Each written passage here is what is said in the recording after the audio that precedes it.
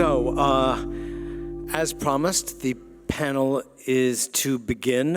For those of you who may not know, and I do want to make the announcement that Dr. Judy Wood is upstairs completing the hour that we borrowed some of from her last night. God, I wish I was there. Do you want to go? We want you here. But many people have learned to, I think many people have learned to bilocate by now, so this would be a really good time to invoke that power. And as you can see, well, it's just called honesty. And, you know, 9/11, the naked dancers are coming. That's great, and they'll lose out. So, if we don't have honesty and integrity, we've got nothing. So, anyway, except for naked dancers. As you can see, from one end to the other, we have an amazing group of people here in our midst. Very pleasing. And we're going to have a dynamic conversation up here. I'm going to hand the microphone over to Sacha Stone, my co-moderator, and he's going to start picking the brains of some of these people, and hearts, by the way, of some of the people up here, and then we'll have a bit of a free-for-all up here, and then we're going to open it up to all of you to share your thoughts, ask questions, and carry on in the way that we are up here. Okay? And Sacha Stone. Thank you. I was also going to say that bilocation and multidimensionality is just par for the course in this conference. I so wanted to be at your talk, Catherine. I had to be at the other one to take notes. I'm going to watch it avidly on video. Everything is being committed to film, thank God. Fear, time, and money. Being the same equation. That's a thought form that I want to throw at the eminent panelists here. In my own modest ponderances of navel in and out the bathtub, I have arrived at pretty much that equation that fear, time, and money share all too many things in common. I want to also add another fact of the day, which is something which is exciting my interest and the interest of my organization, and that is connected to what appears to be an upgrade of human DNA, Homo sapiens sapien. In the last year, it appears that AIDS has dropped by 47%. To my understanding, this is the first time in history of record keeping that any such phenomenon has occurred. UCLA, I understand, are leading a research project connected to which is teaching them, and they're telling us that approximately 1% of human DNA appears to be undergoing some kind of shift. 24 codons being active. Has anyone in the audience heard of this? You're familiar? 24 active codons in 3 distinct kinds of children being born, popularly known on the one hand as indigo children, whatever that means. Children of AIDS is the other lot, and super psychic children, largely born in China. Have you heard of this, Dave? This is telling us something. And I'm wondering if we ought to spend a bit of time connecting this phenomenon of the new generations being born. These kids are able to project thought forms into their teachers' minds, into their parents' minds. Michael, I know you've got a lot to say on this, and we're going to get to it. But this is interesting stuff. No matter how egregious our Babylonian priesthood are, and no matter how toxic the air, the water, or the soil is laid out for us, lambs to the slaughter, sacrifice of the blood of innocence, Canaanite ritualism, it's the game we all play. We volunteer ourselves into this game. Solar flares, Brooks, I'm very keen to have a private conversation with you on this one. And a public one. And a public one. So let's just make it public. Solar flares are our friends. That's my view. I believe that solar flares are occurring in direct geometric response to how catastrophic they are to the planetary grid. And Dave Martin explained in great length how egregious the planetary grid is. And I hope you're going to also, if you don't mind, just synthesize what you said, because some of the panelists weren't here and some of the folks in the audience might not have got that. But I'd really appreciate that, Dave, because that was spot on. David Martin, a flawless, seamless, and hatefully elegant talk. And all I can say is, thank God I don't have a pension, Dave. So, that was very scary stuff. And I can't say the same for not having a refrigerator, but it's food for thought, excuse the pun. Dave invites us to drop the free bit in free energy, and I think that's another very important thing that we should take away from this conference, because there is a lot of talk about free energy. And not many of us, I believe, have perhaps considered the implication there of continuing to program the matrix with this inverted toxic notion. And Dave will touch on that again. I'm going to hand the microphone to you now, and you're going to speak a little bit on that, and then I'm going to slowly pick to pieces some of our other panelists. Thank you. So one of the things that I find fascinating is that we can get into conferences, and it's a terribly common human trait to get into conferences and have relatively high-minded presentations and then walk away with the "so what do I do on Monday" response. It's kind of the post kind of cognitive erotic hangover effect that we have all too often. One of the things that brought Sacha and I together years ago is a practical implementation of what we've been talking about, which is what would be a system where you don't start with any of the opening assumptions that are the assumptions that the incumbency holds. And that framework became a thing called Exemplar 0. Exemplar 0 was a concept that said that rather than just picking up on the carbon emission reduction thesis or on the social justice thesis or on the zero-point energy thesis, if we actually stepped away from the zero and started looking at the human condition without the artificial imposition of time and space and location and incumbency, if you really did a clean whiteboard, what would that system look like? And then more interestingly, where could you actually play it out? Now, what I'm going to tell you is a story just by way of just bringing it home, that sometimes the things that you put in motion don't play out the way you thought they'd play out, but that's okay, because you weren't supposed to have the thing play out the way you thought it was going to play out. It would play out in a different way. And I'm going to take you for a moment to Mongolia. We decided that it would be a really cool idea to actually reduce the Gur-stove emissions in Mongolia, and particularly in Ulaanbaatar, because if you've ever been to Ulaanbaatar, you realize that it is the most particulate toxic air anywhere on the planet. It is worse than Mexico City in the 70s. If you walk outside in the wintertime with a white shirt on, by about 5 minutes into walking, your shirt becomes gray, and about 30 minutes later, it's black. The Gur stove emissions are the most inefficient burning of high sulfur coal that you can come up with. And we wanted to change that. And so we created an initiative which actually was all about ending that particulate pollution problem by coming up with better ways to actually achieve what was being done with the Gur stoves. I've got great news for you. The air quality in Mongolia is still crap. We failed miserably in a dimension space. But the Statue of Liberty did get struck by lightning about 8 minutes after we launched the initiative on 10-10-10, that Babylonian node. That did happen.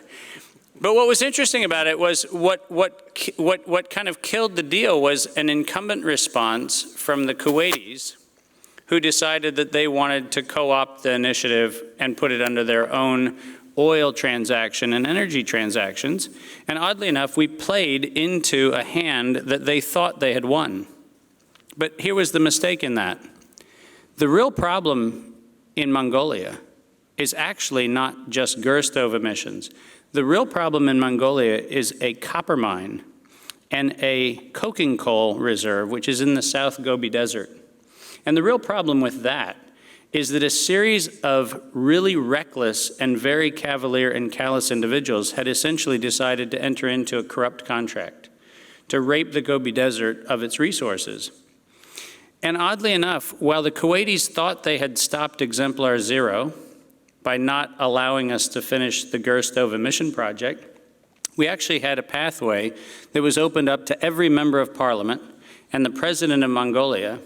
And I'm pleased to report to you that as of approximately 2 months ago, the parliament and the government of Mongolia have decided to take active stewardship over and block several parts of the production of the South Gobi Desert, which does something very important. It preserves the fossil water of the Gobi Desert. That's a particularly sensitive ecosystem. And interestingly enough, one of the things that came out of this project was a recognition that all you do is put processes in motion. Sometimes the impulse that you think is the impulse that's going to animate you actually is merely the context-setting impulse. It opens up the door for you to actually have the conversation, which then opens up the next door to have the next conversation. And oddly enough, the perpetrator of the greatest egregious mineral and resource injustice in Mongolia, which was Robert Friedland's Oyoltogi mine, which then was taken a large interest by Rio Tinto, is now essentially in the throes of possibly never coming online. If it comes online, it will come online at a very different scale, and it will come online suitable to the communities of Mongolia rather than suitable to the interests of a series of expats that decided to rape and pillage the land. Now, why do I tell you that story? Number one, by linear definitions, we failed. We didn't solve the air pollution problem. But I'm going to ask you a question. How much do you suppose smelters on the Chinese border would add to air pollution for the world? Do you suppose it would be as bad as the Gerstovs? No. It would be orders of magnitude worse. How much do you suppose the coking coal reserve developments that were going on with nobody watching were going to be worth in terms of their harm to the world? Those going forward? No. See, if you think about it from the old paradigm, which says that everything that is the impulse that you choose to follow is an impulse that has to end with your projection of the outcome, I think you spend most of your life being very disappointed. But if you actually realize that the impulse of creativity is often just the context in which creativity for something that you didn't even know you were concerned about actually can emerge, in that ecosystem, you are empowered far beyond any linear plan or any linear time and space you could do. And guess who got to protest that deal? You ready for this? Nobody. Rio Tinto found out this happened when the Mongolian parliament voted to block the development. They didn't have any lobbyists because they didn't need any lobbyists, because corruption always wins until the day it doesn't. Yes. Thank you. Thank you. Nick Begich. How do I pronounce your name correctly? Begich. It is Begich. I'd like to, well, firstly, happy birthday. Thanks. Happy birthday, Nick. 54? 54? 54, 5 kids, 3 grandchildren? 4 grandchildren. I'd like to salute the memory of your father. Thank you. And I'd like to salute your family's DNA for being an endemic, a chronic corrective to the United States or North American political syndrome. Thank you. I'd like to thank you for reminding us in such detail of the interests and the embrace of the modern military-industrial complex. It's something so extraordinary, so beyond the usual mindset, and we need to be reminded of it constantly. You spoke about government becoming more opaque in direct proportion to the enforced transparency of citizens. It should be the other way around. It should be the other way around. I wanted you to speak a little bit about the hemisync, if you don't mind, because some people didn't get that. I spoke to some folks in the hall, and they wanted to learn about this technology. If you wouldn't mind synthesizing that in a minute, I'd greatly appreciate it. Because that, to me, is something which is here and now. It's something which can be utilized by any of us, and it can make a huge difference instantly. Is that mic working? Can you hear me? Is it working? All right, good. It was in the context of the last hour of my presentation, which was on mind effects and things you do to enhance human performance. And Hemisync is one of those simple technologies that creates whole brain coherence. There's actually patents on the technology. Robert Monroe was the inventor. The patents were granted a couple of decades ago, actually.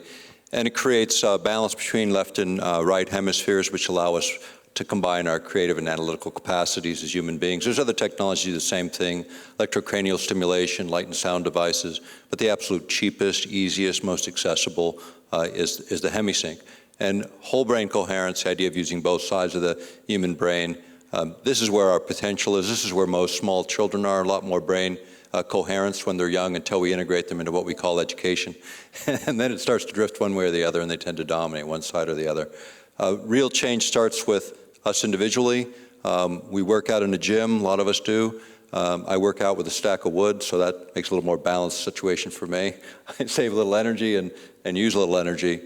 But the brain is where it's at. If we can utilize more of what we are, many believe, and I'm one of those, that the next evolution of humankind is whole brain coherence, our ability to use our brains, use our creative capacities with our analytical capacities, which makes us all extremely potent. I think we're all created in the image of Creator, however we view that. That means that we have a lot more going. I mean, I don't think it's how we look. I think it's what we are. We're a microcosm, a hologram of the whole, and through that we have the potential to change everything about everything, and there's plenty of people in this room to do it. Every good revolution begins with one, and there's a lot more than one here. Beautiful. Thank you, Nick. Thank you. Actually, Sacha, you very well intuited that I wanted to add something to that, since I've been involved in whole brain coherence for many years myself, and had a center in New York City called the Center for Creative Well-Being, in which we used light and sound machines, but we also used nature's own water, salt water, in a flotation tank. One of the least known, at this point, least used ways of creating brain coherence completely naturally by sensory discipline, really. We call it deprivation, but it's more than that. But I actually wanted to circle around in appreciation of what you're saying to whole heart integration and coherence as well. And you're familiar with the work of the Institute of Heart Math, sure. No doubt, right? And for those of you who don't know it, it's certainly something to look up. You can Google it. They've done a lot of work with this. But we've got EEGs, but we've also got measuring instruments these days for heart coherence. And because we've got some 30 to 40,000 neurons in and around our heart, it's an autonomous thinking organ. Most people don't realize that, but it is. And so the old adages from ancient wisdom of do what your heart bid you, and just ask your heart what to do, and think with your heart, actually has gotten borne out in common neurophysiological research. So I just wanted to bring that to bear along with the brain. There's several other brains going on in this human system. So thank you. Absolutely, absolutely. Sacha, I know you have a couple of questions for Michael Tellinger et al. Well, actually, the real question I've got, Mike, is I'm Zimbabwean. I was born near Dombushawa, a stone's throw from Dombushawa. And my question was, does that mean that I'm more Anunnaki than the next man? And if so, is there a trust fund? All the gold belongs to you. Oh, delightful, delightful. Yes. Answer is yes. All the gold belongs to you. You can go back and claim it any time. Robert Mugabe did, so why not you? You know. He got the Savile Row suit. Thank you, Mr. Vossa, sir, for being a wonderful, mysterious, shamanic presence today. You spoke very, very, very beautifully. Thank you. Something I wanted to share, Sacha, is the work that I showed is 12 years old. I've decided after a certain period in the year 2000 that I stopped doing that technology art and moved into research. So that would be another hour of talking. I've spent time visiting labs around the world, investigating alternative energy technologies, looking at sustainability, built my own sand filter for water, looking at gardening, all of that stuff. So after not doing any more design work, I'm ready. Excellent. And I want to ask you that same question that we asked Dan Winter yesterday, which was that if you were banished to a desert island for 1,000 years and had to carry the stigmata of one geometric form emblazoned on your mind's eye, what would it be? It would be the form of a galaxy, a spiral of water and life. That's pretty geometric. Over to you, Catherine. Wonderful. I want to just thank you also, Fernando, for... I kind of said in my introduction that your work was mind-blowing and mind-altering. I don't think we ever need drugs anymore, you know? Is that true? We might not need them anyway. Don't worry, folks. But no, I felt that this contribution that you made today was very enlightening in the true sense of the word, that you helped us do, you know, pirouettes in the mind, and it just unsticks us from our ordinary thinking and orthodoxy, no matter how, you know, down the road it may be, and you give us a certain fluency, which I said to you also on the radio show the other day, a fluency of mind, a fluidity of mind. That do you know what I'm talking about? When for those of you who are here for Fernando's talk, yeah, there's a certain lightness that accompanies it, like anything is possible, and I think that that's a very good story to tell as a result of this and our experience at this conference. So instead of waking up with the blues that David was talking about on Monday morning, we can actually wake up inspired to do something wonderful and great in our lives. So, muchas gracias. Mitchell. I wanted to share, some of this is an artifact of not owning a television for 20 years.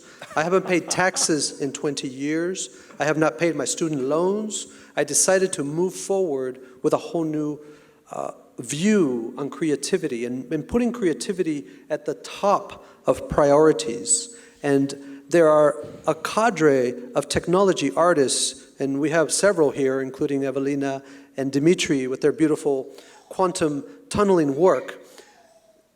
The artists with the complete freedom to explore all of nature, to me, are the ones that are allowed to view the secrets of nature and the mind of God. Beautiful. Gracias. Thank you. Otra vez. Catherine Austin Fitz. Wow. You took a nice chunk of this afternoon here in this main room, and there we go. Is this alive? Yeah. Okay, good. And you really awakened us to some of the patterns that are inherent in the financial system and our society at large. You helped to illuminate that. I really appreciated it. Could you talk about what Solari is and what its role is in the world at this point? Well, it's First a of all, what tiny is the little company. definition of it? What? It's a tiny little what does company it based mean? in Tennessee. What does it mean? Is it Italian? Solari, this is terribly It sounds embarrassing. like it has the sun in it. I like that. When I left the Bush administration, I wanted to start a company, and I wanted to call it Solari because I found a reference on the internet. This is why you should never name your company after something on the internet. And it said that it was from the Greek to reduce anxiety through illumination. And I've never been able to find the reference since. I have to hire a Greek scholar. But in my experience, great financial tools are wonderful at creating transparency and improving and facilitating communication in a way that does reduce anxiety and reduce risk. So that was the idea. And when we started the first company, we finally, Solari was considered to be too way out there of a name. So we called the investment bank Hamilton, and then the money management firm was Solari. And the goal was to try and figure out what was happening in the protocols of investment that was leading to large institutional investors essentially investing in things that were destroying the other investments they were making. So you have a very serious multiple personality disorder within the portfolio. So the question was, how could we come up with an investment protocol that would facilitate a change that would be very wealth building? And so I won't bore you with the details, but we spent years putting together databases on the whole economy, researching blah, blah, blah. And what we discovered that it was something very, very simple, and that is, if you look at investment, whether it's individual or institutional investment today, what's happening is investors are focused on their fiduciary obligation to enhance return to investors, but they have very little institutional commitment to understanding the total economic return of their investments. And as a result, they're making mistakes because they're continually investing in things which do harm, which come around and bite them in risk. And so what we realized is we don't need to change the traditional investment protocol except to add two criteria. One is it's very important to have a knowledge management infrastructure that is looking at the whole financial ecosystem of what you're doing, and then to intentionally create a protocol that says we will never intentionally do anything that does harm to the network. So many times people have come to me and said, look, you can make more money investing in Monsanto. The answer is no. I'm not in the business of financing genocide. That's not what I do. I'm in the business of financing life. So it's a very simple line, but those two little changes would have a very dramatic impact if we just all followed them individually. Now, if you look at the average family budget and family management of their time and money, we are all financing death with our choices. We have the power to finance life with our choices. So change those little two protocols, and suddenly millions of people on a very collaborative, open source, out of control basis can really change a lot of things. So that's the Solari model. That's where the name comes from. What was the name that you decided against because it was too far out there? You're among friends. Oh, no. I wanted to call the company Solari. Oh, okay. And my partners wanted to call it... Hamilton. Here's the story. I'm a great admirer of Alexander Hamilton. I'm a big Hamilton. And for those of you who don't know, Hamilton was the first Secretary of the Treasury of the United States. He was from the Caribbean. Oh. And Alexander Hamilton would always get in policy fights where the Congress wanted to abrogate contracts and break their agreements and basically break the law. And Hamilton would argue, no, we can't. We have to keep our word. Our system is only as good as our ability to keep the word. And when I was in the administration, I was constantly arguing that we couldn't break the law and break contracts, and we couldn't be a criminal enterprise. And I had a deputy who'd always say, don't worry, Alexander Hamilton always won this fight too. You'll win this fight. So when we left and they decided that Solari was too far out, we named the investment bank Hamilton and the money management firm Solari. And then when I shut down Hamilton, I kept Solari. So got it. That's where the name comes from. The energy of words and the energy of ancestors. Beautiful. Thank you, Catherine. David, do you want to answer? Well, I think that one of the things that is extremely important in Catherine's presentation is very vital in conversations like this to understand that the instruments that we use to finance things are sometimes mistakenly thought of as somewhat interchangeable. She talked about the difference between equity and debt. In a lot of the work we do, we add informed credit. I think that informed credit is an instrument that we try to promote simply because unlike equity or unlike debt, the responsibility of the person with resources is not only to get into an alignment of interest, which is what equity does very well, but actually understand the natural pacing of the enterprise that they're involved in. Because one of the things that we've lost in the name of efficiency in the capital markets is the duration during which we should expect seed and harvest. And we pretend like that's something that in a knowledge economy or in an industrial economy doesn't matter. But seasons matter. And if you build the wrong instrument, one of the things that we point out a lot in the private equity space in the US is it wasn't until the 1970s and early 1980s when the US allowed investors with high net worth to take the losses and actually invest for tax losses. It was that inducement which is the birth of venture capital at scale. And so venture capital was never about the enterprise creation side, it was actually for loss harvesting. And it's kind of an insidious thing when you find out that the market was actually fueled by a policy that aligned loss harvesting with capital flow, and the only people who could participate as what we called qualified investors were people who met the tax horizon that actually allowed the benefit of those losses to actually benefit them. So we created two anomalies. We pretended like we were creating value, which we weren't. We actually incentivized losses and created a mechanism where loss harvesting was actually highly refined and still is to this day. And so it's important to understand, and Catherine just shone a light on it, I just want to reinforce, these are not interchangeable things. The instrument that you use to actually finance or to essentially provision any enterprise, it actually matters what you choose.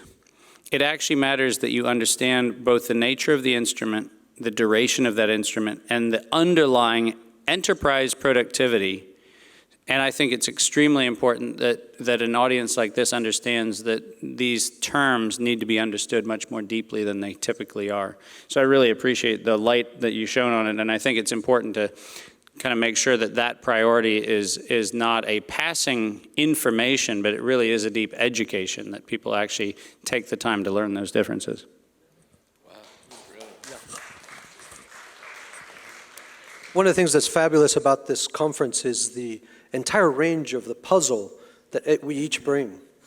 The far left, far right, I don't know what the terminology is. I haven't had a credit card since I was 18, and I chose 10 years ago to give away everything that I do. My services are for free to anybody who needs consulting, genius level engineering, whole design of graphics. If we look at the work done by Robert Duper over here, my brother, and Michael Chichi for our conference, I decided to give away my talents, and here I am traveling around the world. I'm about to start a whole new city in Baja, not to mention another project that we're talking about. So I wanted to share that the world doesn't fall apart if you stop playing by the rules. There's both ends of the spectrum. Underlying what I hear being said, thank you, Fernando, again, what I hear between David and Catherine is an idea that occurred to me many years ago, and it was a stinging revelation that actually happened to me in teenagehood, which was we live in a death-based society, and it's what we keep continually creating. And I don't mean just wars. They are death-rattled enough.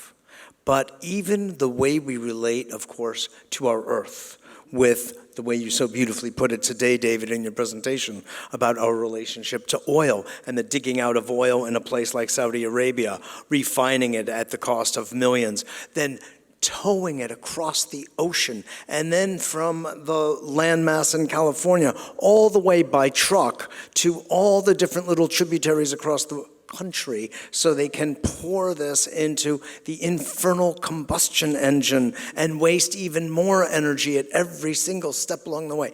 But when you get conscious of this and you take a look at it, you just cannot believe what we're all participating in. But this conference, I feel, is going a good distance in helping us all become conscious of this insanity in which we're all participating in one way or another. It's not to feel bad about it, but to become aware of it so we can begin to make intelligent, sane shifts out of it and have a life-affirming and a love-affirming society that is our creation instead of what we've got now. Speak on Georg for a moment. Speak on Georg for a moment. Yes. Okay. And on that note, thank you. On that note, I'd like to turn to what might be the origin of all the human sapiens, and that's Africa. And we have, interestingly, Africans at both ends of the table. And in the middle, oh my God, you're taking over. It's good. George, you started today off with a very interesting discussion about the work, of course, based on Wilhelm Reich, another German, eh? And Austrian. Oh, Austrian. Oh, excuse me. Okay. The Germans and the Austrians know those distinctions better than we Americans. Sorry. Would you just talk a little bit about that contribution that you're doing into this idea of the common good? David, I believe you called it the commonwealth.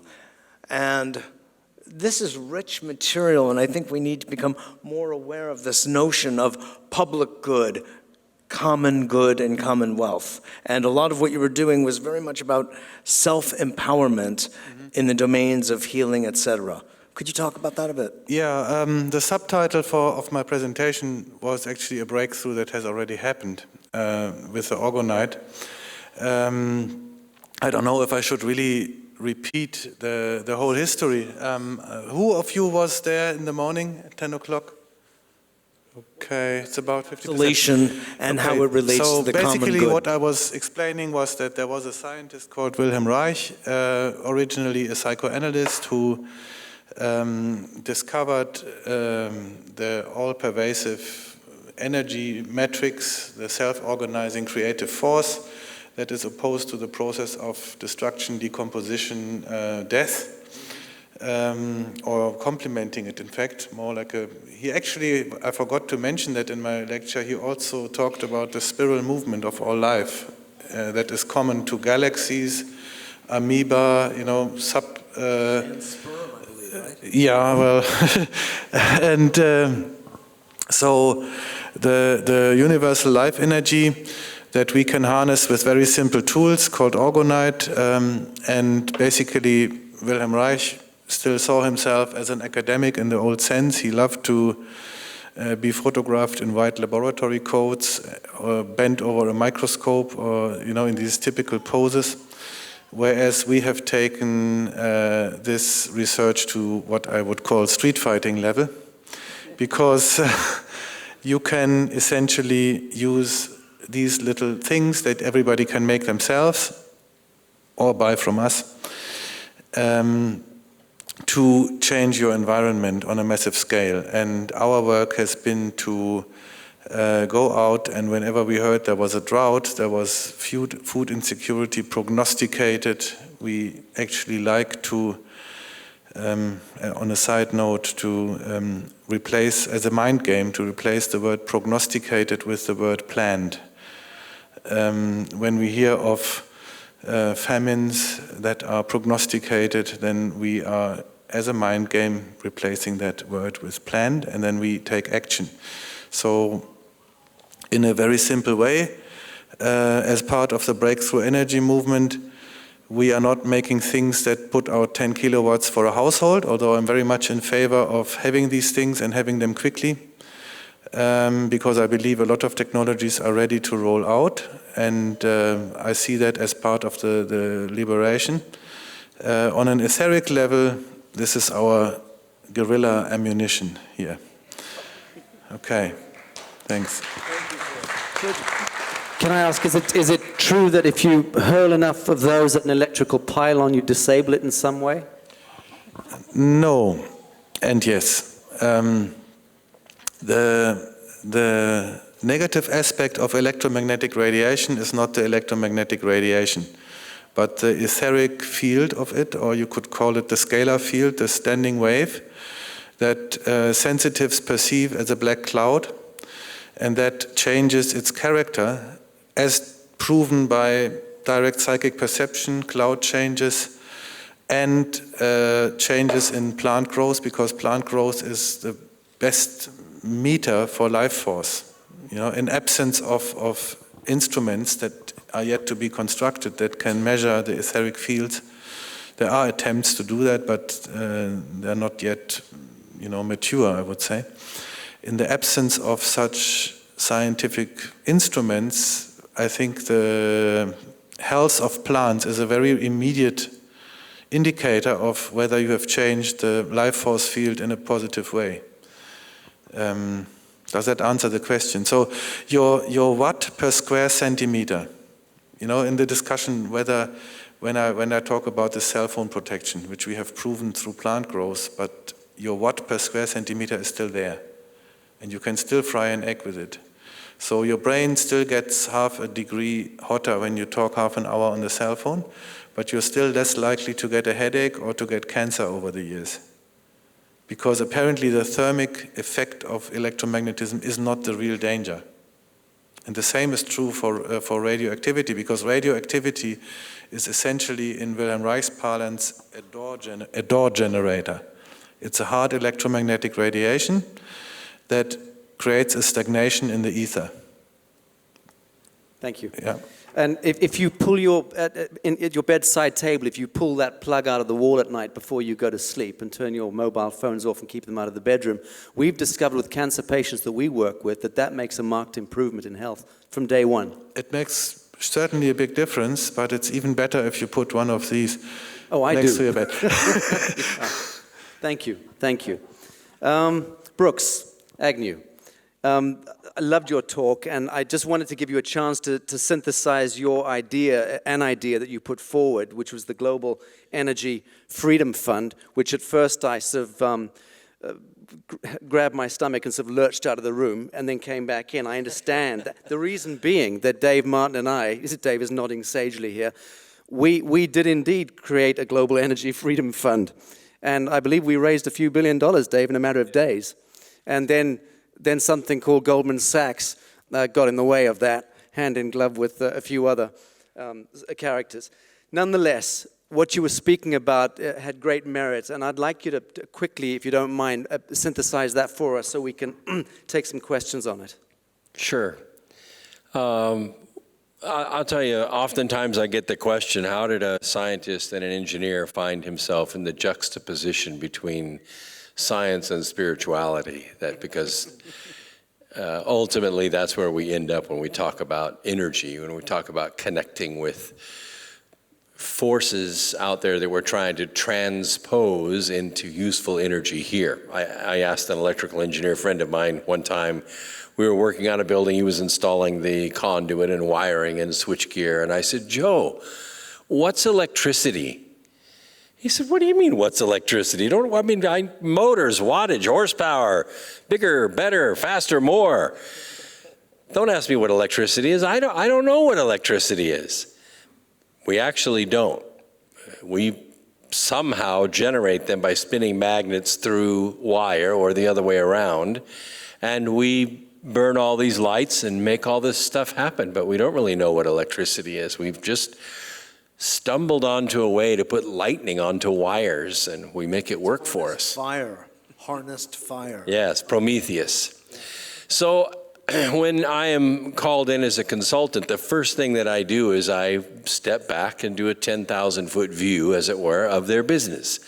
What is it that they do? How is it that their value flows through their business, and where is the bottleneck? How to fix that? But when this is hard to do. When I back out in meditation, not 10,000 feet, but 10,000 miles from Earth, and I look back at it, I look around in the universe and I see that for 25,000 light years in every direction, there is no planet like this. There is no place where there is liquid water on the surface. There is no place with the variety of life and species that we have living in perfect balance. Well, all except one. I see that now we have 7 billion people alive on this planet. There have never been 7 billion people alive on this planet, not at one time. Many of us here have reincarnated over and over and over again on this world, and we see who controls the world. Some of us, and I think there are some in this room, are first-timers here. We're not comfortable here. We don't get what's going on here. It's unnatural to us.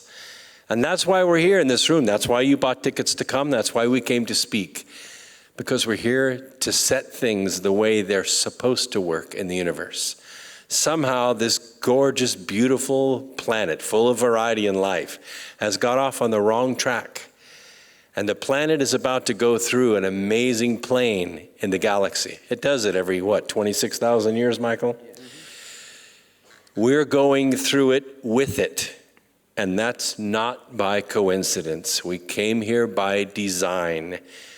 And it is our job, our stewardship in the universe, to make sure that we can live within the energy set of this planet without killing it.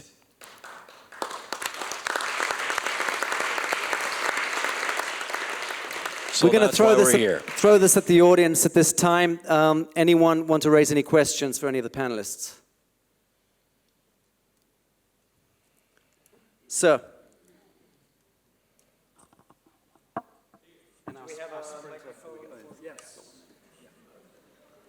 Wow. Number 2. Was that the fastest way across? Thank you. Well, first of all, as one of the members of this audience, I'd like to thank you, people, after these 2 splendid days. I thought yesterday evening it was already a marvelous, mind-blowing day. But again, today, I think it tripled.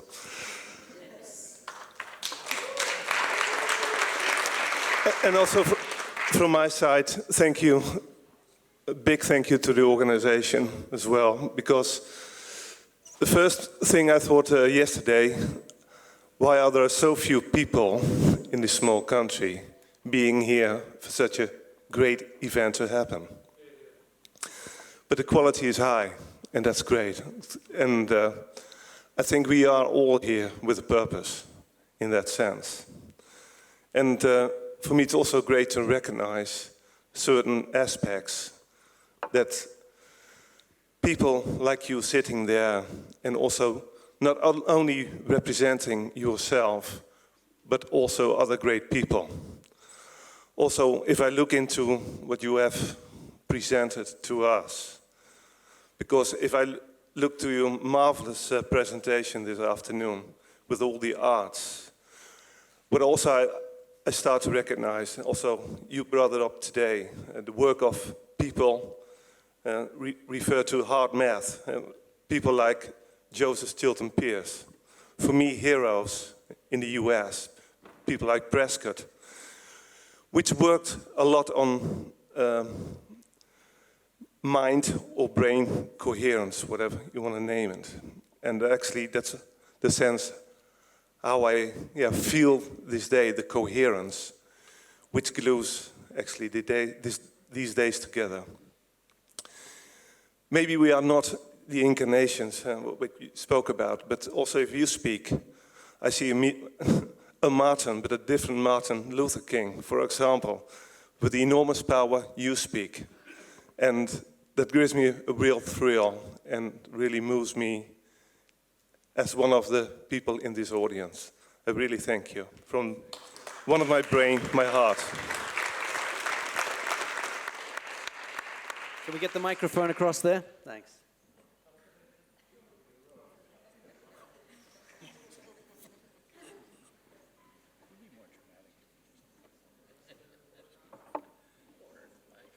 Hello. I would like also to thank you for this great evening, yesterday and today. And I think due to the nature of the lecture of Michael and Can you Catherine, speak closer to the mic? Sorry, we can't hear you. due to the nature of the lecturing of Catherine and Michael, I think my question will be related to them. And I actually asked for comment of some idea which I have already for quite a long time. Michael, you have this process already succeeding there in South Africa against the bankers. And I see there some kind of potential on global scale. And could it be then some kind of connection between Catherine's work and your work? And maybe my idea about trying to connect with the work in Germany of foundation of Dr. Rath. If you go to see this volume work, which he tried to accomplish in the sense that he wants to bring second Nuremberg trial, where these big companies, which are already realized by you and us by a long time ago, that they are actually behind all these wars. And if we can, after you finish your job in South Africa, join forces with this man in a foundation, Dr. Rath, I already got some correspondence with him. And he told me, and he says that my question to him, that he says it's possible. My question was, of course, can we sue also Wall Street bankers for financing Second World War? There is plenty of evidence there. There are even material evidence of financing Russian Revolution from the Wall Street. And if we are able to use these old data, which are, in my estimates, less harder than you are wearing this hard radar across these stones in South Africa, I think it will be easy to use all of this data, which is available on internet and available to all of us. What do you think? What do you think, Catherine, to start this plaintiff, considering also that these branches of these families are suffering heavily due to these two processes already going on in 2011 by these families, royal families of East, with Neil Keenan, and recently on NBC, outlet of official media, 43 trillion sued plaintiff against the bankers, which is recently, just a few weeks ago, and through the media is going out. And this editor, children of this editor were killed immediately.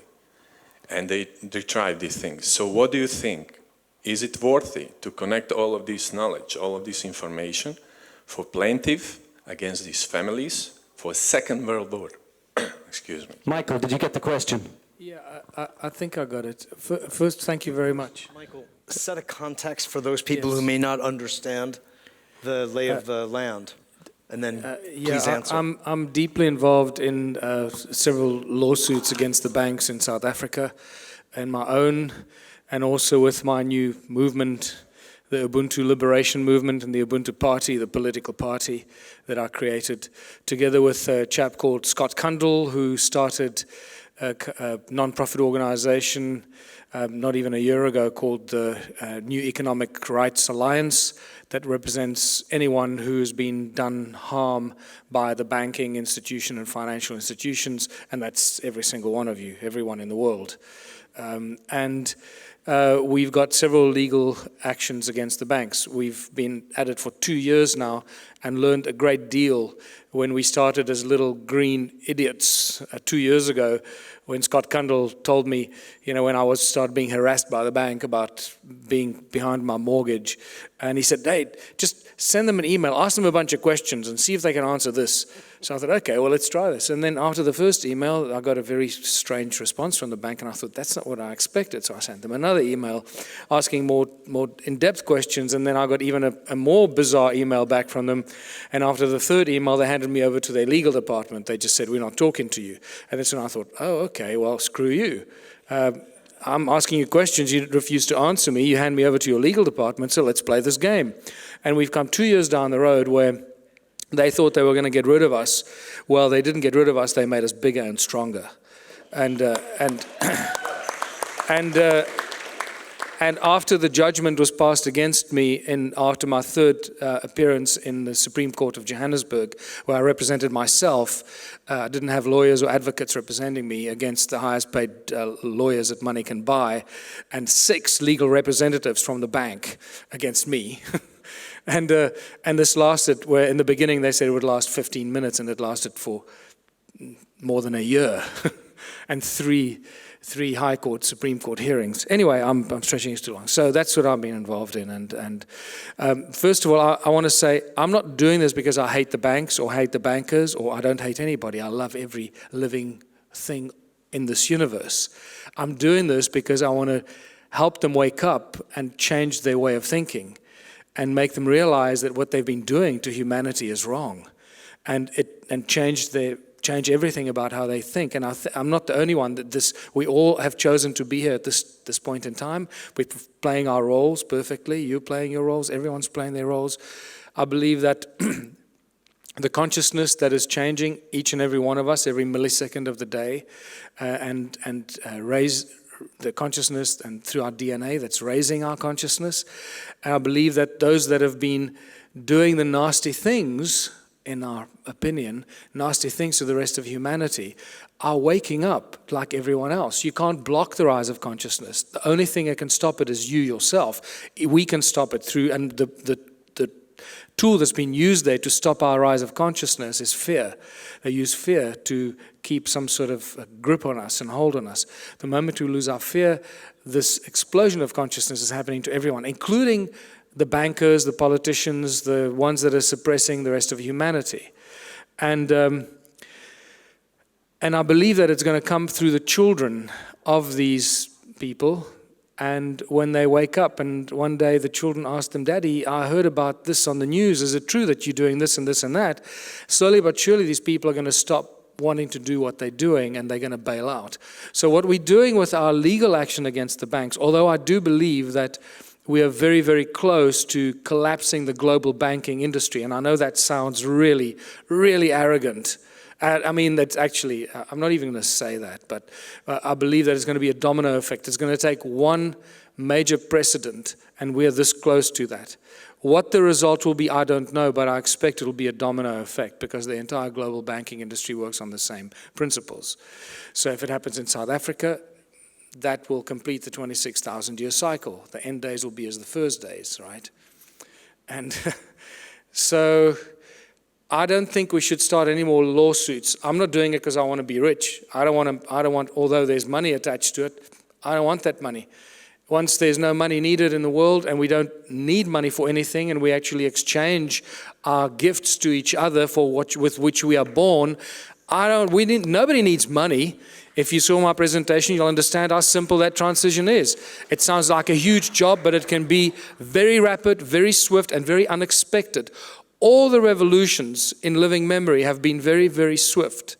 It's taken a lot of pressure, and the rise, and the tide rises, and suddenly that breaking, that tipping point comes, and it's all over. I think we're very, very close to that. And everyone plays their role. What we're doing in South Africa is just part of the bigger plan. Thank you. Thank you. I want to share that I spent some time in South Africa. We hosted Michael Tellinger on the West Coast in California, and he opened up a world to me that I wasn't aware of. And then over here with my new family, with Georg and his beautiful contribution to my life, I was envisioning, architecting the union of the Ubuntu movement and the Breakthrough Energy movement, so it would be the first political and social movement on the planet that's empowered with its own technology and its own housing of some of the brightest minds that I've come across in my research. And that's just a staging area to deploy solutions throughout the continent of Africa, throughout Europe, South America, and everywhere else. Beautiful. Thank you, Fernando and Michael, both. Yes, young lady. Jeroen, did you want to speak? One short question, and this is going to be something else, and I'm going to put you on the spot, Sacha. It's out of personal interest, and I have this question already for, since the moment that I met you, I want to know this. This conference is about transformation. A lot of people don't know that you were an old rock star. In the times of, what was the other band name? Pre-internet times, archaic, not worth going back there. And for the record, in rock and roll history, I was more of a disaster than a rock star, trust me. It was in the times that Guns N' Roses rose up. Well, the guitarist was my guitarist, so we go back quite a way. So my question is, what was the specific moment that you decided, okay, this is not the way to go into the rock star world? Where was your conscious shift in what you're doing now? You know, thank you for asking the question, Jeroen, and I probably created 1,001 lies in my own mind about it, but it did come down to heart-centeredness, some quantum moment. I was standing on a stage looking at 35,000 screaming people with leather jackets and chains hanging off their hips. And I thought, can I speak openly? Fuck this for biofeedback. I didn't feel I was going to get anything from that exchange. And actually, much as I love music, I decided that the exchange was unequal to me. And the money and the things on the side are worthy. I mean, they're fun. They're a great deal of fun, but it wasn't the thing. And it was a moment of mindfulness and heartfulness in me that brought a transition. I was born and bred in Rhodesia and in the war, which you're familiar with, Michael. And I was surrounded with a fair amount of death and sleeping to machine gun fire and traveling in convoys my whole life before the age of 14, and a lot of bullets flying and that kind of nonsense. Boys with toys was my background, and I come from a family that was fairly closely connected to what was going on with the military and maintaining a small white colonial regime, albeit there was a much worse agenda playing out in white Rhodesia at that time. It was the Cold War being played out in Africa. Actually, not many people know that even to this day. But the small white community of Rhodesia were being used as the bitch end of the stick, to use my favorite expression. So that all came rushing back to me in that quantum of heartfulness. Remembering my connection, Africa, Mother Africa, and dare I say it, and sound like more of a hippie than I already am, but the divine feminine who came to me in the shape of Kali. I don't mind telling you, and I had my heart broken. And my God, what a great learning curve it is to have your heart truly, truly broken. That was it. Thank you, Sacha. Beautiful. I would like to combine some of the information I heard on this conference. I was in Zimbabwe last year on invitation, and I traveled the country a bit, and I was very surprised about the state of the country, and I asked myself and my friend who invited me, why is it that this country still has this dictator when dictators are taken out all over the planet, and why do people still live here in poverty and in need, and they are not getting into the development that the rest of the world can get into. And I was thinking about that there must be something going on here that they are trying to hide for people and for the outside world and for people with a certain consciousness or a certain awareness. They're trying to keep people out, and I was pondering that for a long time, and I think it goes for the rest of Africa as well.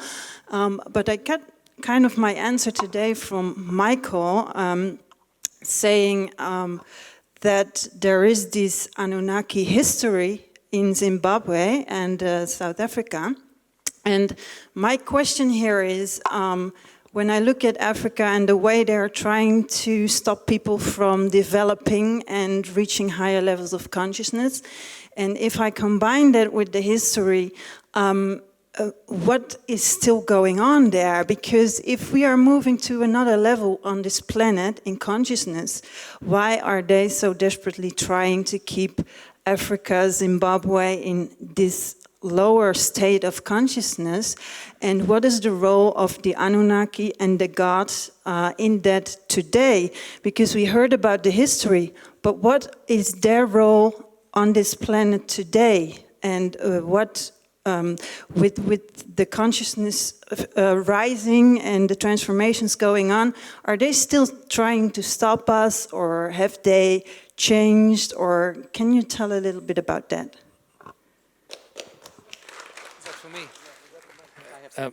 Okay. What I just wanted to say while you were talking about Africa earlier, do you just imagine every time you see a map of the world, unless Africa is at the center, you're not going to get the whole world in. It's going to have to be a lot bigger. So Africa is always at the center of a world map to try and get all the pieces in without having to show the whole of the Pacific in the center. And that's quite interesting. It's always at the center of all world maps, just as a little side.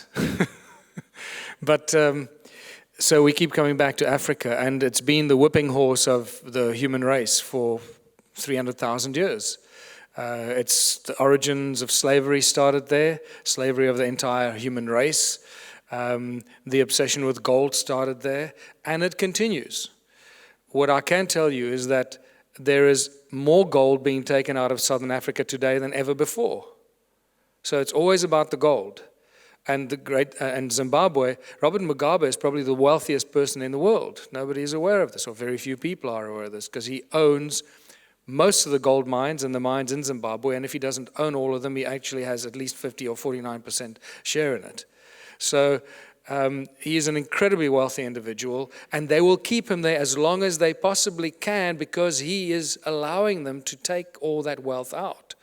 While he is talking, this rhetoric against the colonialists and all that, he's reaping in the wealth because of all the wealth of the country for himself at the absolute desecration of the people of Zimbabwe. If you look at Robert Mugabe today, he looks exactly the same way he did 30 years ago. It's insane. He doesn't age. So what tells me is that his money is buying him the best medicine or best treatment money can buy, and it's probably genetic treatment. It's keeping him younger than anybody else I've seen. It's quite spectacular. Something strange is going on there, but the guy is not aging. He should look more like Nelson Mandela, who can hardly walk, and that's not the case. So it's always about the minerals. Southern Africa has been one of the best kept secrets of the last 500 years. It's always about the minerals and the gold, the diamonds, the platinum, the copper, you name it, it comes from there. And we don't know how much of those metals leave Southern Africa.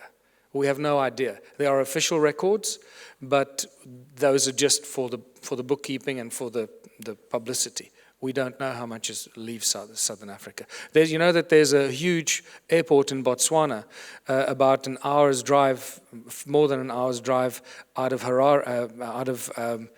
Gaborone, and in the middle of nowhere, one of the longest runways in the world. Do you think some of these portals you described are still active there? Adam's calendar is an active portal. We know it because I've measured it. The energies are there. No, you can't argue with it. So it's active. Is it being used? I don't know. Certainly not being used on a physical level, because it's, we go there. I take tourists there, and some of them have very violent physical reactions when they go into these stone circle ruins, and especially Adam's calendar. Adam's calendar seems to have a bigger effect on people than any of the other ruins, but people go through various experiences. Some of them just walk in there and they want to vomit. Some people go in there and they love it. They just lie down and they don't want to leave. Some people feel like they're pregnant and they want to give birth or have morning sickness and so forth. It's a variety of experiences. So there's real active energy going on there. There's no doubt about that. Because there was also this story about this UFO in Rua, near to Harare. In Zimbabwe, yeah. In Zimbabwe.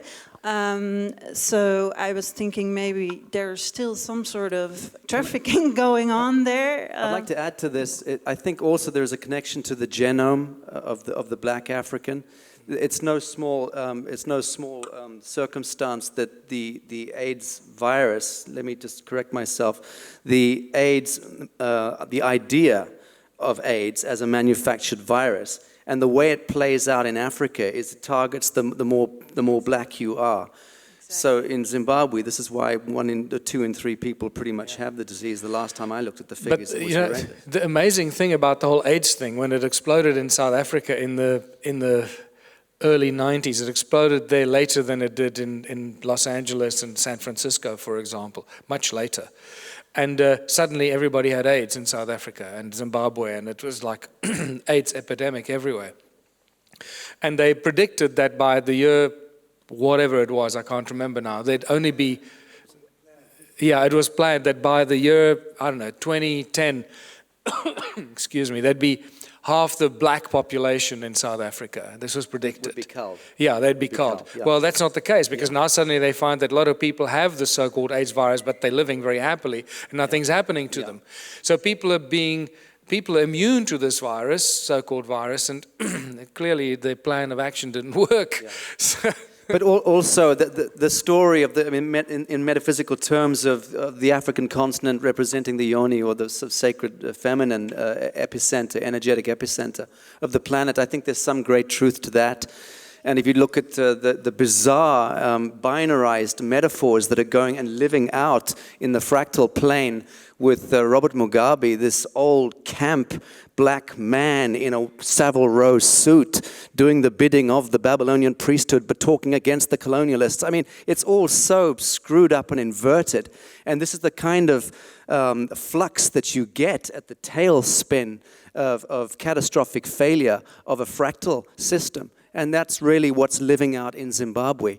It's a centrifugal spin of the fractal nature of a mutant interpretation of reality that is pretty much going down the drain with Robert Mugabe. That's my view, considered view. I lived at the bitch end of that stick. You're spot on with that. I concur with you totally. But there's another huge danger, and this is what I'm trying to stop with the whole Ubuntu movement, is the de-Africanization of Africa, of Africans, westernizing into Americanisms and Western habits and social expectancies and so forth. This is a huge conscious attempt to do that to the black African youth. The white youth has had it for longer than they have, but the black African youth is now they're under attack. It's so obvious what's going on. And not only the youth to try and Americanize them and Westernize them in their behavior and toys and so forth, but the middle class, the new middle class, which is now the black nouveau riche in South Africa. It's quite spectacular what's going on. What's very, very clear, that as I said earlier, Southern Africa has been the best kept secret, and I didn't complete that statement, is because this is where all the wealth of the world has come from for so long. So they couldn't destabilize it like lots of the northern parts of Africa have been completely ungovernable and very destable. They had to make it, it's dark Africa, it's full of disease, horrible, don't go there. But they couldn't allow it to become destable because then they wouldn't get their minerals out of there. So they allowed things like apartheid to go on, the whole thing with Zimbabwe going on. And it was very beautifully orchestrated activities that have been taking place there for the last 200 years especially, and especially the last 100 years. But that is now coming to an end because of the times that we're in. And I can see this dramatic attempt to change South Africa into like a model of the United States. And that's what I see happening very quickly. And my aim is to stop that and bring African traditions back to Africa and stop this mad rush to westernize everything.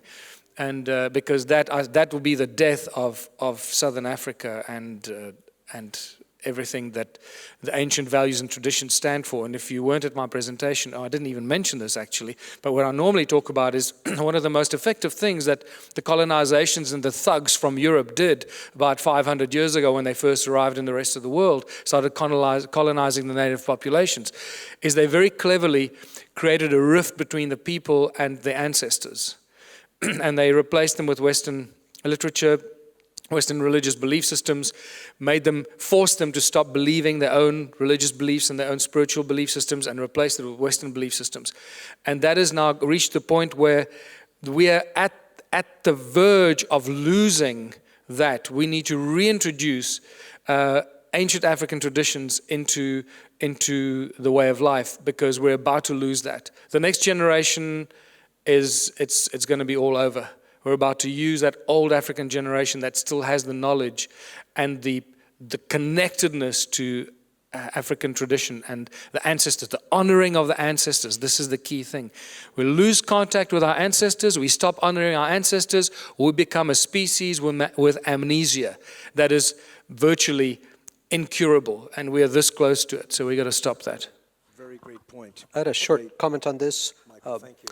This same situation is pandemic everywhere in the world. Yeah. If we follow the pathology of societies around the planet, I come from Spanish, French, and Portuguese blood in this most recent incarnations, and that energy, the fear frequencies of the most brutal societies of Europe that pretty much committed genocide on the Atlantean people, who were the founders of the Incan empires and the Aztecs and the Mayans, we at least have DNA strains here that survive. There are DNA strains that have been completely wiped out in Central and South America.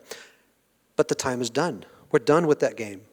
We want to connect with the frequencies of love, the star nations that are here to help us. And we do want to address the UFO issue in a completely different way that hasn't been seen. We're already strategizing and architecting a conference where we do have craft and beings and have a panel of interstellar consciousness that we can all interact with to show you the true history of humanity. Thank you, Fernando. Thank you. We're talking about ancestry for a moment. Nick, what is the ancestry of the name Begich? Croatian, actually. Is it? I'm half. In fact, I made a first trip to Croatia a few weeks ago and went to the place where my grandfather immigrated the first time from. in your life. Yeah. And he had left, he left in 1906. And in fact, I did a little bit of writing, a little out of my genre. In fact, Gene, my co-author on my first book, read it. And just to think about it, I was there, my cousins are still there. We share our family name. My cousin and his children live in the same farm my grandfather left.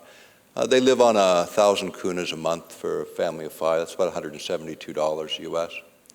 They live a pretty good life in terms of their lifestyle, their level of happiness, their level of integration within their cultural context. And I think about the beauty of the place.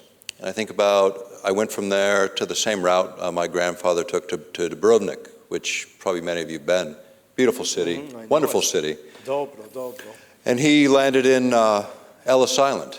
He then went through New York, went to Minnesota, which is, by comparison, a pretty ugly place, really. And he was an underground miner. My father was a first-generation American. He had the traditional, 2 pairs of pants, one for work, one for church. Grew up poor, but the reconnection to my grandfather's vision, he left at 16 years old, made this journey, ended up in the US. He didn't get to see what his grandchildren did or his great-grandchildren did, but the sacrifices made profoundly affected me because it is that connectedness to ancestors, to family. And really the biggest thing observed for me is the connectedness we have to one another. And that's what gets lost in the loss of cultural context. And I think, I said in my presentation earlier today, there's a lot of sovereign countries that don't have the same kind of government form that we have in the United States. I believe in self-determination. If you want a monarchy, have one. If you want a democracy, have one. Self-determination is really what it's all about. And the determination of ancestors in making huge shifts, demographically, socially, those were huge. And they provided us the opportunity to sit here today and do what we do today. So I don't think we should lose track of that. In fact, I think we should enforce it, and we should leave people alone. Urbanizing people doesn't liberate them, doesn't give them anything. It's the imposition of our own values on someone else. That's the greatest sin that we commit on the planet, is the imposition of what we think is right and strip people of the right to self-determination. Beautiful. Thank you, thank you, thank you.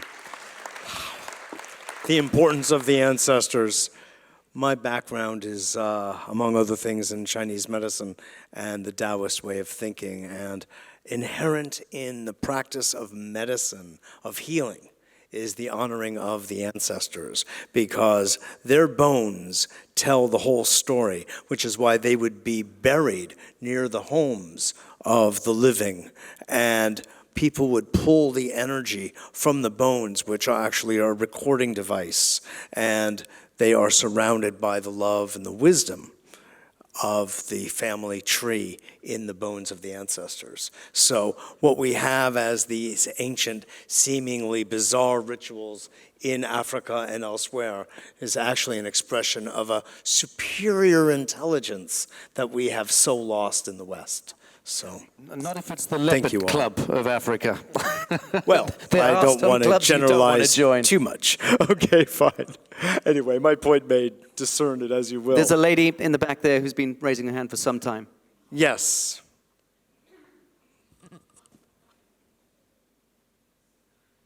Hello.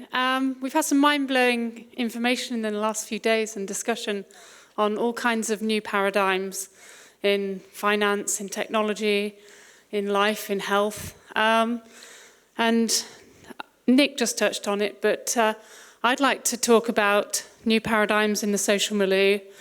If you walk out of this room, the majority of people believe that freedom is ticking a box once every 4 or 5 years, or pushing a key on a voting machine, and then being their lives being ruled by a small group of people. I'd like to ask the panel, who would you like to be governed by, or would you like to be self-governing?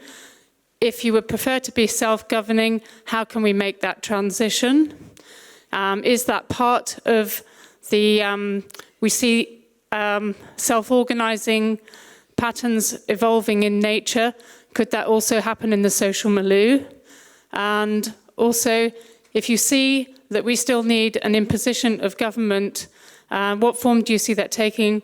And what would you like to be governed by?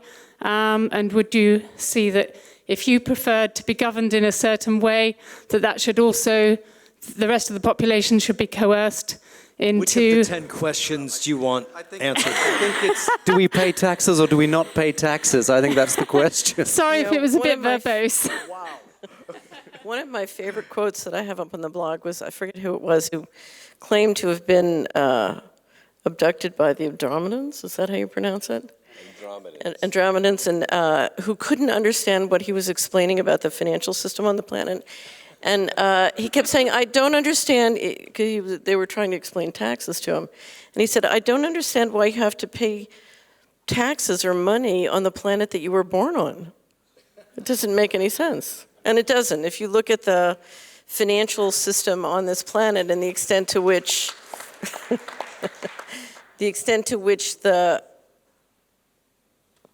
don't want to interrupt you, but I wanted to say something. Oh, okay.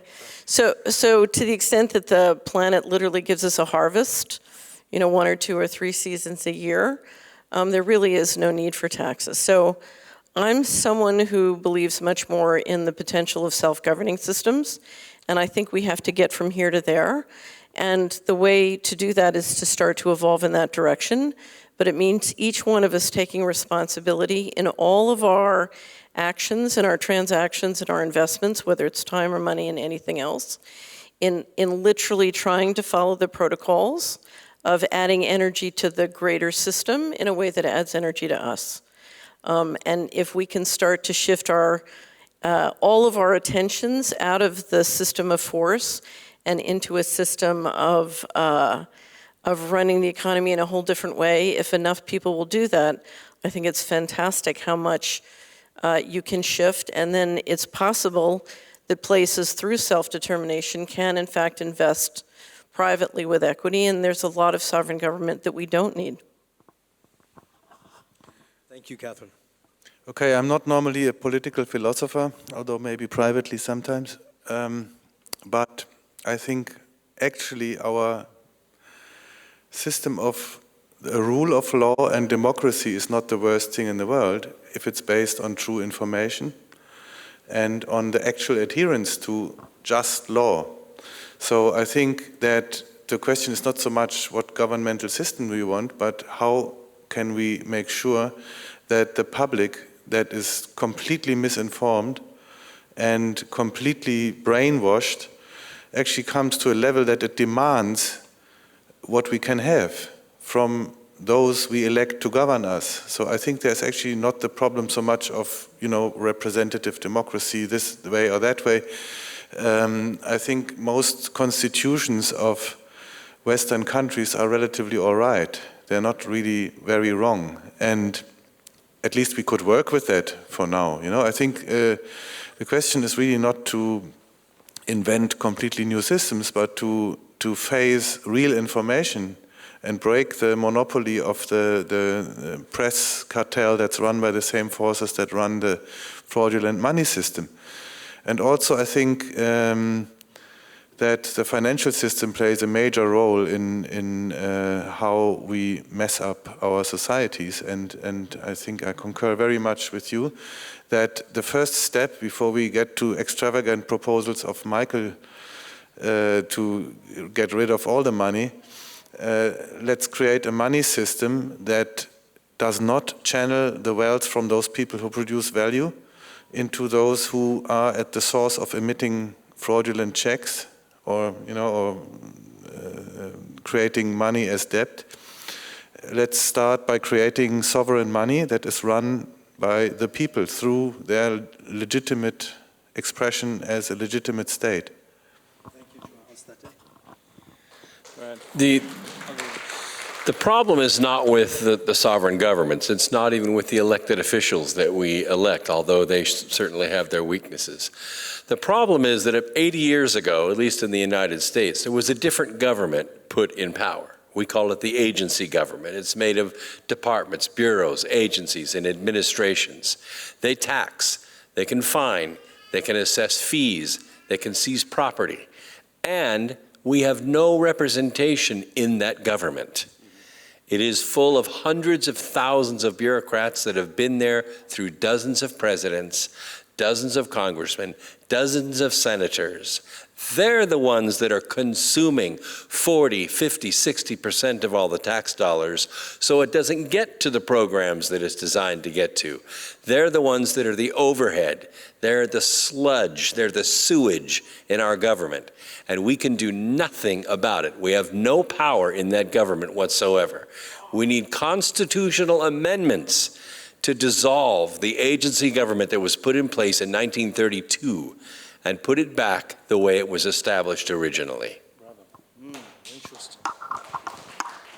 This reminds me a little bit of Catherine saying that it would be nice to find out if market systems work if we actually ever had a market system that was allowed to work. I think for anybody who, and I respect the question except for one tiny detail which I quibble on, and it's kind of material, and that is the nation state as a construct died with the Bretton Woods Agreement.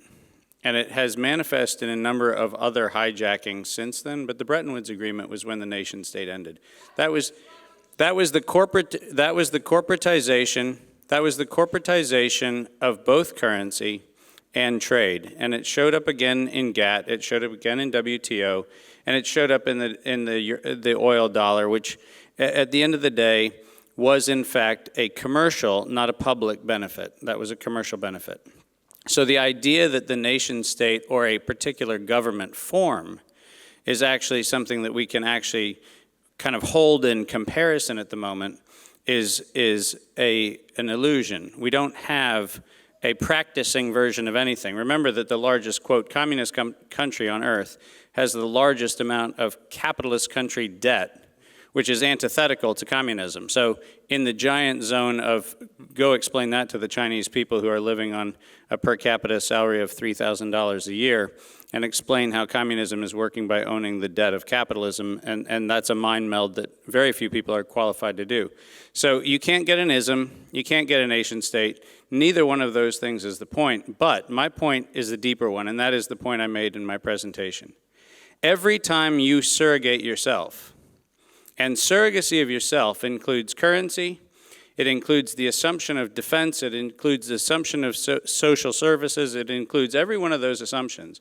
Every time you surrogate yourself, you are in fact voting with every day of your life to reinforce a system. Exactly. And it is not until you reclaim your own personal role and your personal responsibility that you can start then projecting an expectation of responsibility on others.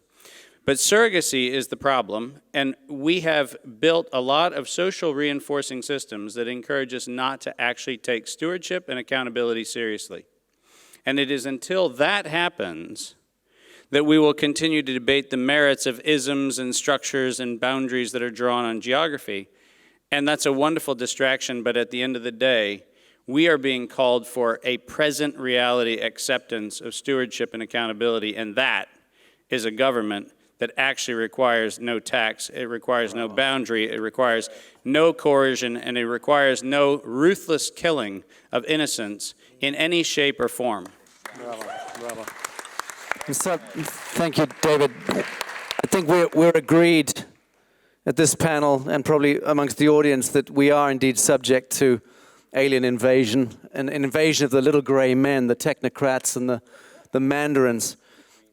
Yeah, and Lewis, I know you're dying to speak about the difference between legality and lawfulness and statute and law, and we're going to do that tomorrow, I promise you, on the panel.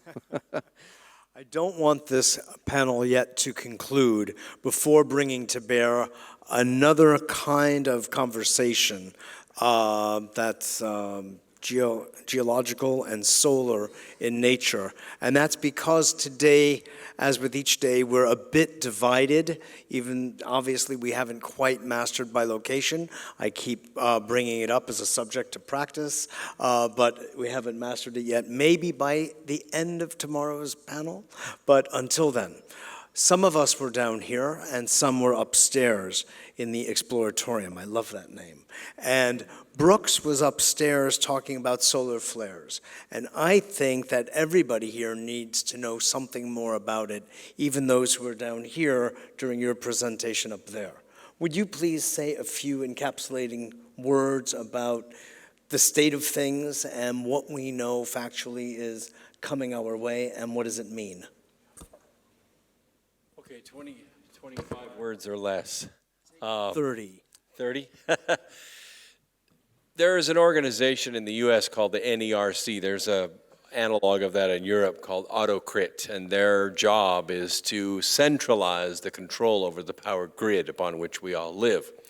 They think that by centralizing the command and control of this grid that they can prevent it from threats, which they've identified as 3. The first is pretty simple. It's pandemic. It means the people that know how to do stuff, that know how to throw the switches up and down, get sick and die, we're in big trouble. No one knows how to run the power plants. So they're trying to put together a flexible command and control system. The second is attack, which would be cyber attack or physical attack. And we've got all kinds of very friendly organizations like the DHS and the DOD that are going to look after our best interests about that. The third is natural disasters, solar flares, coronal mass ejections, and oh yes, they realize they have a really big exposure. Now we've tested this 3 times. We tested it in 1989 when the first solar flare took down the Quebec grid. It didn't work. We tested it again when we had a little bit more warning in 2007 during Katrina. It didn't work. And we tested it 2 weeks ago in New Jersey. Mitchell, how did we do? Not well, Brooks. It didn't work. I was a casualty of it in New York City. Didn't shower for a week, was it? What we looked at is from space, the city that never sleeps slept. We slept quite well, actually. They turned the lights out. So in centralizing the grid, they have created a risk, which is actually the ultimate risk. That is to say, if we are struck by a natural disaster, the whole grid goes down. So what we are proposing is this Global Energy Freedom Fund concept, which these two have already taken a stab at. It's a difficult task to do, but the theory is that while they're spending $200 billion to centralize this grid and wrest control from every local utility in the country to one desk, we decentralize the grid with a low voltage, reliable, free energy or alternative energy or ultra-high efficiency energy source at the home and business level. So if the grid goes down, we still have lights. We still have clean drinking water because we, as he so eloquently said, stop surrogating our energy requirements. We take our own personal responsibility for our own energy requirements. And in this room, in this building today, there's enough technology to solve that problem globally, but there's $0 backing it. And so what we propose is that 0.5% of the money they raise to centralize the grid, about $1 billion, will be set aside to decentralize the grid and get these technologies into prototype and manufacturing. Beautiful. That was very nicely done, Brooks. Thank you. Thank you. Listen, we just want to thank you all for being part of this. We're going to have to wrap it up right now for this evening, but we have one more evening of panel discussion among ourselves and with you all. So thank you for all of you who are watching from at home. It's great to have you part of our event here in Hilversum, Netherlands. And thanks all for being here and being so active and important a member of the activity here. You have a final comment? Evelina and Dimitri, are they still in the hall? Right back there. Oh, can you stand up? These two folks have created an extraordinary installation. I'm so not qualified to speak about it, but I did witness it. It's a little spooky, but I would seriously suggest everyone try to see the installation. Speak about it for a moment. Yes, in a way it's a sensory deprivation environment, and it allows for tuning of left and right hemispheres for sure, or we call it sensory tuning environment. And if you'd like to see it, you can do it during the breaks, and if you're staying here tonight for a drink, we will be showing it also tonight. It only works in group of 6 to 7 people. So it's best to find us with a small group of people, and it's an artwork, and Dimitri and I are artists, so usually we present this work in art museums and art festivals. This is for the first time we present it in such a comprehensive environment where all branches of science, politics, economy, and even art are connected, so it's quite a privilege. And it shows an extremely exotic phenomenon of sonoluminescence that was featured in some presentations. And it was called by the scientists a star in a jar, because it is a light created by sound waves, by ultrasound traveling through water. And it creates temperatures of about 10,000 degrees Kelvin, ultraviolet spectrum emission, white light emission, very high energy emissions that are usually produced on stars. So please come to see it. Beautiful. Thank you. Thank you. I just want to say really quickly that we are here in Holland. Holland, listen to us. We're here to look at Holland as the entry point of breakthrough energy for all of Europe. Yeah. Don't miss this opportunity. The brain power is here. Ask questions about how we can make this happen here. Later, we're going to ask about the same of Africa, Indonesia, and other places. See, it takes a Mexican to wake up Holland. Thank you very much. Tomorrow, 10 o'clock, we will continue this. Also remember that all of this is going to be on DVD. Everything is being recorded, and you can get one of these afterwards and share it with your family and friends for a long time to come. Thanks again, everybody. All right.